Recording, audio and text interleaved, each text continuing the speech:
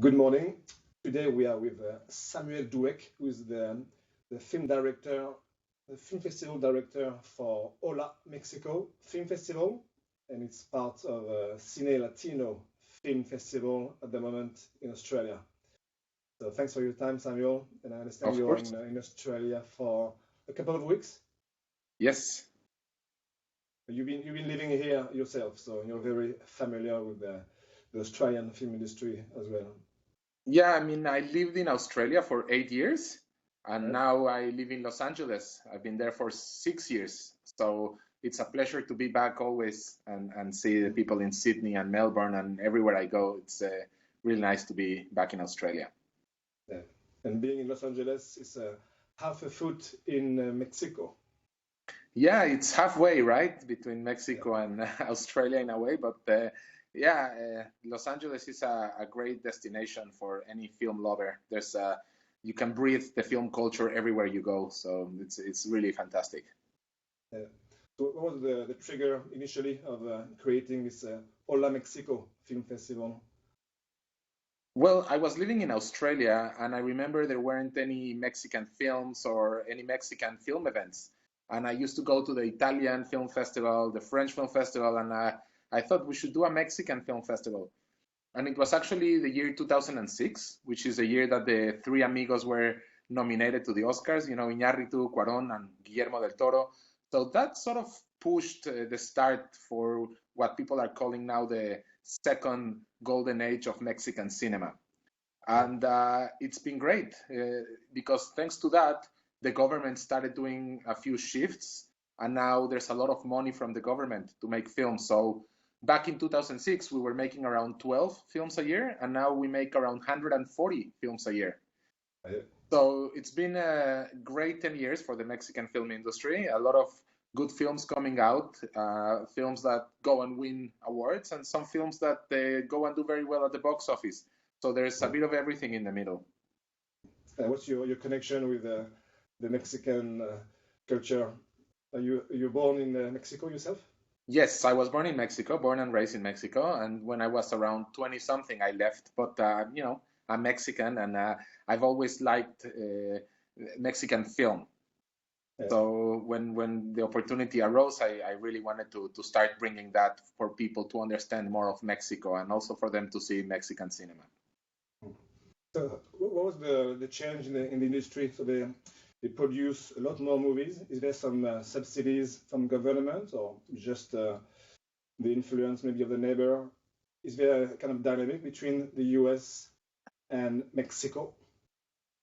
Well, funnily enough, we don't see that much co-production between Mexico and USA. There's a company called Panteleon Films, which is an arm of Lionsgate, and they're the Hispanic part of Lionsgate, and they started to produce films in Spanish. So these films would go out to the box office in USA and in Mexico. So you see that, but Mexico is producing, as I said, around 140 films, many of them thanks to the support of the government from tax incentives. Mm. And Mexico is doing co-productions with countries like Germany, like the film Te Prometo Anarquía, which is part of the Hola Mexico now in the Cine Latino Film Festival that we're doing in Australia. But there's also a lot of co-productions with Argentina, with Colombia, with many other countries. Yeah.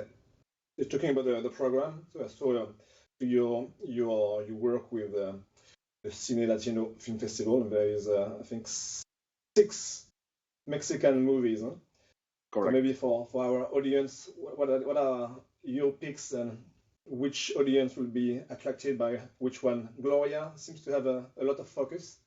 Yeah, I mean, I love Gloria. Gloria was the opening night of the Hola Mexico in Los Angeles last year. And it's a film about the famous singer, Gloria Trevi, who is like as famous as Madonna in Mexico. Yeah.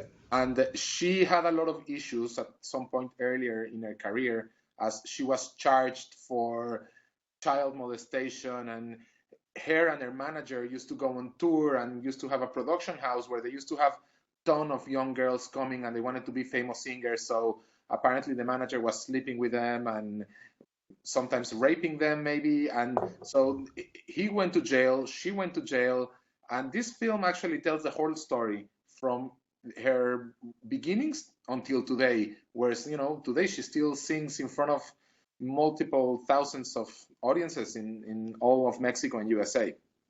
Yeah. It's a great film. There's a bit of a happy end. I was thinking in the Mexican films, you're not constrained by this American construct of a happy end. Is it your view that at least the Mexican movies are more open, less constrained by a specific construct? Well, you have a bit of everything.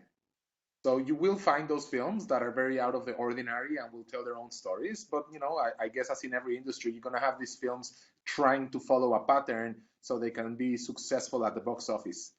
So some comedies are coming out now and they're very well constructed. They have a formula, and that's some people see it as unfortunately, some people see it as fortunately, because they bring people to the box office, to the cinemas, and also it gets more films done and there's more money in the industry. But at the same time, it's lowering the standard of an educated audience, so to speak. So in everything you have pros and cons, and there's brilliant films. I think some of the ones we brought, I actually want to say that the 6 films we brought to this festival are all fantastic. None of them will be one of those very constructed films for an audience. They're all great films, and many of them have played in festivals around the world, like Te Prometo Anarquía. But even films that would seem more commercial, like Happy Times, it's not a convenient film, and the ending is quite out of the ordinary. So I think all of these films are very special, and there's a reason why they were all selected to be part of the Hola Mexico in this edition of Cine Latino. I think in France there's also a bit of the same dynamic. A lot of subsidies goes to movies that they know will make money. There's a bit of a two-tier, a lot of kind of commercial production, and on the side more independent filmmaking. So those 6 movies, you classify them as a independent kind of production, or more of as a mainstream? I guess out of those 6, the only one that would have been a bit more mainstream is Rumbos Paralelos, Parallel Roads. And that film, is not a film that was made to go to festivals and win awards, but the film did well at the box office. It's a very strong story. It's based in real life about 2 mothers, or 2 families that realized that their children were mixed the day they were born at the hospital. A mistake. Exactly. And they find out when the kids are like 9 or 10, right? And it's all because one of the kids has a disease and they need a transplant. A very interesting film, very powerful, and it makes us raise the question, is a family made with love or made with blood, right? Yeah. And but that film came to the Hola Mexico Film Festival in Los Angeles and ended up winning the Audience Award, which goes to show that a film sometimes that is go for the masses or to be more commercial could be very well received at a festival. I think it looks like a lot of the movies are based on a real story. Is it something that is appealing to the Mexican audience, to be connected to a real and sometimes raw stories as opposed to very fictional? I guess so. I mean, I think that's in cinema, as always. When they can put in front of the film based in real life, it's more appealing. So, I think obviously life, that's why documentaries are so amazing, because life is definitely stranger than fiction, right? So when we see, any film inspired in something real, we're always very attentive to watch that. And how about this kind of not being afraid to expose the dark side? I think some Mexican movies go deeper, and even though it could be a bit difficult for the audience, they are more courageous to explore dark side of real life sometimes.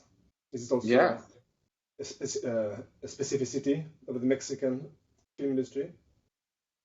Well, there are a lot of films, and I would say, in recent years, films like Miss Vala, or films like Las Elegidas, some films that deal with what's happening today with either the drug cartels and the drug wars, or with prostitution. Those films, are very strong, and they definitely, you know, we don't have pressure from like a studio thing. Like in USA, many films go under scrutiny of so many people, and the studios really are on top of each filmmaker to make sure that the film goes as they want it to be. Whereas in Mexico, once you get the money from the government, you're happy to do the film the way you want to. Or a lot of films being done independently, they also, they do the film whichever way they want, which is good because at the end, you get these raw stories and very emotional, and they go really deep. But, at some point, those films can also be very alienating to an audience, which is not very good, because what's the point of making a film if nobody wants to watch them? That's true. So quite a lot of our audience are very much passionate on the independent filmmaking. Which one would you recommend for young filmmakers to get them inspired and in touch with the Mexican films? Well, definitely, I think Te Prometo Anarquía, I Promise You Anarchy, is one of those very amazing films that no filmmaker is going to go out of the cinema disappointed. It's a film that goes through many twists and turns. It has too many themes, it's played at gay film festivals, and it could play at horror festivals.